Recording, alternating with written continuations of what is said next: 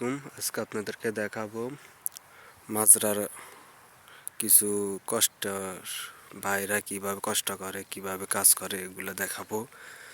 দেখুন, বাংলাদেশে ঠান্ডা পড়ে, এই দেশে আরব দেশে এগুলাতে প্রচুর গরম পড়ে। দেখুন, শুধু খেজুর গাছ, এটা হচ্ছে মেন রাস্তা।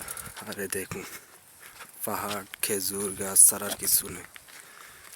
কত বিশাল বিশাল, দেখুন পাহাড়ের উপরে বাড়ি। দেখেন,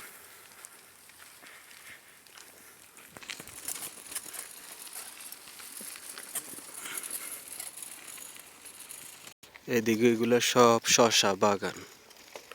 এখানে শুধু শসা ছাড়া আর কোনো কিছু পাওয়া যায় না, মানে বেশিরভাগ শসা খায় মনে হয়।